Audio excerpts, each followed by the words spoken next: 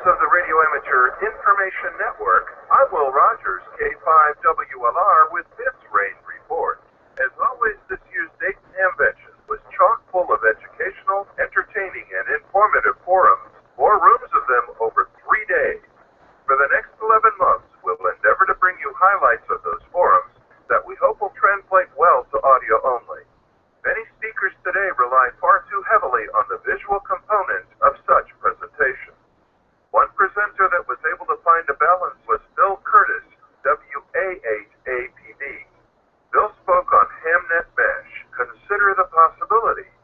Reading from the Hamvention program, high-speed digital microwave mesh networks offer hams an exciting array of new communications possibilities, supporting experimentation, remote sensing and control, and emergency communication. Mesh is the ultimate experimenter sandbox, serving as an ideal host for a wide variety of maker projects and applications.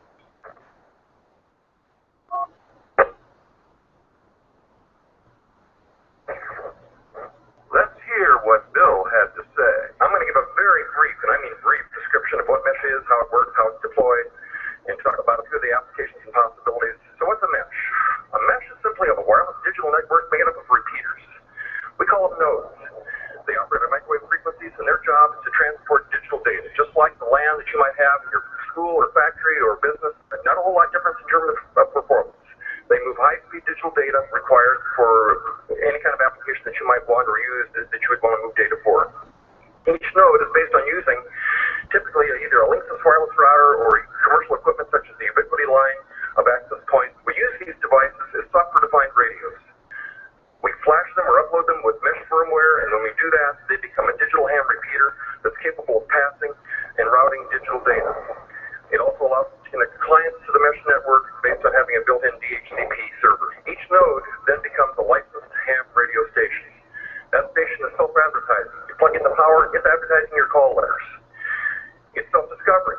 It's looking for another mesh transceiver to link to. If 2 receivers come within RF range, they bind together and become a network. It's self-configuring. It figures out which digital mode to use for the particular signal conditions that it has to deal with at the time. The system as a network becomes fault tolerant. If one of those mesh nodes goes down in the middle of a transmission, no problem. The system will automatically route the traffic around the dead node, and it'll find its way to its destination station.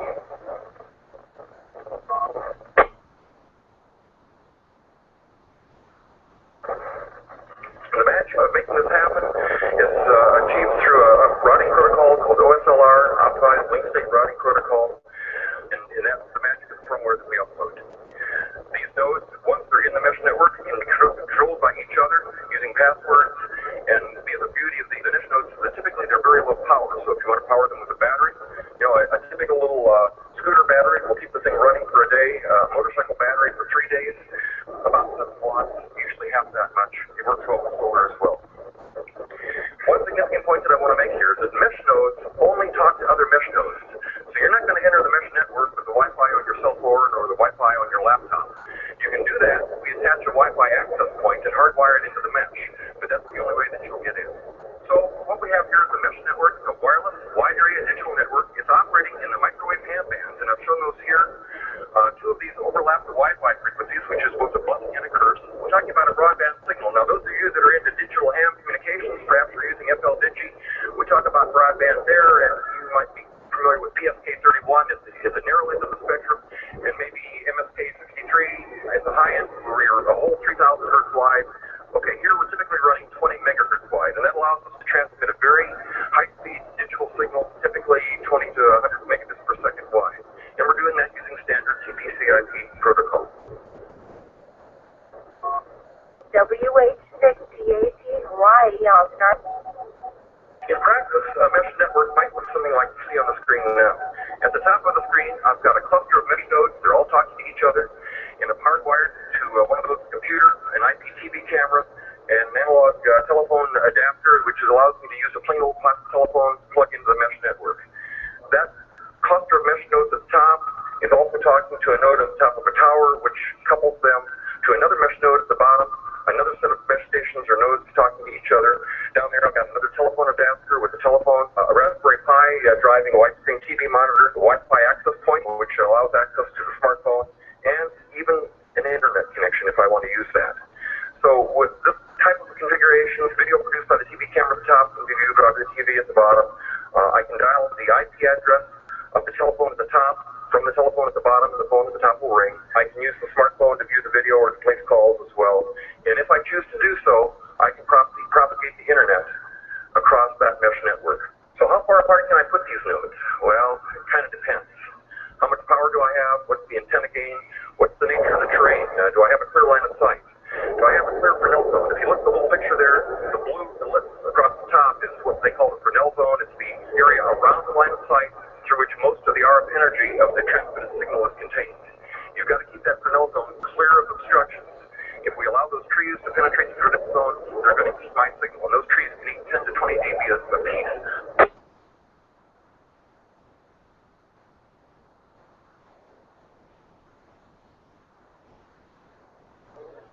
Atmospherics play a part of it. On a rainy day, if you've got poor conditions, the net will go down. Noise level is our biggest issue, from code channel, Wi-Fi interference. Today we're running a great experiment that I'll mention. Our mesh network was working great this morning. If it's still working at 1 o'clock this afternoon, we will have achieved a miracle, because there will probably be about 6,000 noise sources, at least that, in the building by people walking in with Wi-Fi turned on their cell phones. Link quality is the big deal. Link quality we typically define as just the number of packets that make it through the system without having to be retransmitted. When we talk about mesh, we talk about daisy chaining modes, and you would think, well, I could daisy chain between here and Cincinnati. No, because every time you daisy chain, you lose a certain percentage of the packets, unless you've got perfect link quality, and you never do. So you get into this 80% or 40% or 30% or 60% situation, and all of a sudden you have a link that's absolutely worthless. So mesh is not made for long-haul connections by daisy chaining.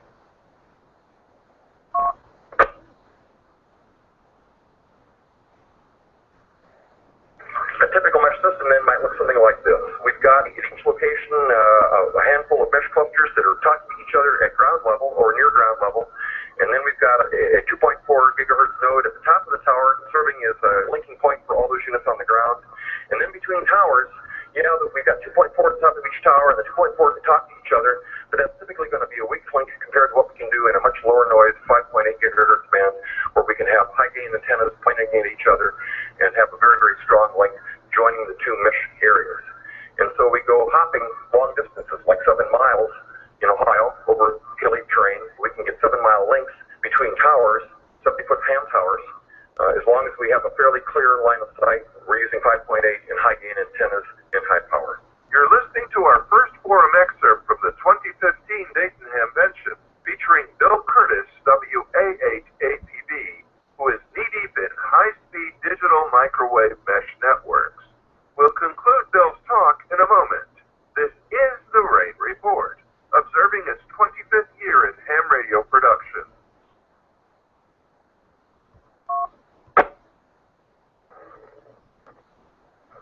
If all else fails, we can tunnel. The mesh firmware now includes a tunneling capability, and so if we want to join the mesh hams in Columbus, and those in Cleveland and those in Dayton, we can tunnel to make that happen. Shown here are pictures of a typical mesh systems. In the upper left-hand corner is a typical tactical node. We've got our Linksys router, a little TV camera, a battery, and a laptop. That's all that it requires. If you want to go long haul, the next picture to it shows a parabolic antenna on a building top, the third tripod on the ground. These are typical of what you might do, and the pictures of the towers in the lower left are some of the 70-foot style mesh installations that we've got on ham towers and commercial towers in Dayton area. So consider the possibilities. What can you do with this thing? A mesh network, just like the network in your home, can serve as a host for computers, any kind of computer, Raspberry Pis, PCs, Macs, whatever you like. It will then support any kind of peer-to-peer communication utility. And peer-to-peer is becoming a big business. If you want peer-to-peer in email, you can get it, because people, for some reason or other, don't trust their email in the cloud anymore. You can do peer-to-peer. You can handle all kinds of remote control applications and sensor systems. If you want to run a ham radio deluxe on mesh, you can do it. Any kind of computer-aided tuning, any kind of software-defined radio, you can control on the mesh network. You can have all kinds of server applications, file storage, web pages, relay chat. You can replicate servers. If you've got an emergency management agency that's got a server that they built, really value that they have on the internet, replicate it and put it on your mesh network, and when their power goes down, when their server goes down, you've got that website available to them from your mesh site.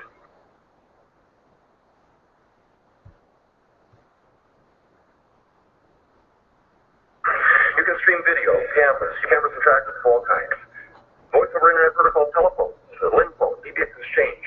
These are all systems that host conveniently on the mesh. GPS reporting. You can put in Wi-Fi access points if you want to and control it so that your serve agencies or others can get into your mesh with their Wi-Fi cell phone. Lastly, if you want to, if you need to, you can propagate the internet. Other applications, ham radio projects, any kind of SDR linking and control, contest logging systems. You want to have a motorcycle trip and link the motorcycles together on the trip, you can do it with mesh. You want to control the automation in your home, you can do it with mesh. If you want to provide public service in your area, parades and races, do video coverage along the parade route, to log the runners as they pass by with a sensor, transmit that information on your mesh network. You got a classroom where kids want to watch what happens in the woods at night, what the animals really do. You can set up a camera in the woods at night and bring it back to the school and put it in the classroom on mesh.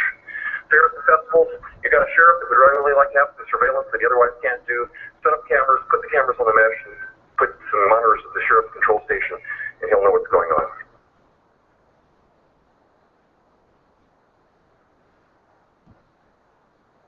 Anymore, our served agencies in the emergency AMCOM world really rely on internet communication. They want online search and data and documents and databases. They want email and Skype and all the other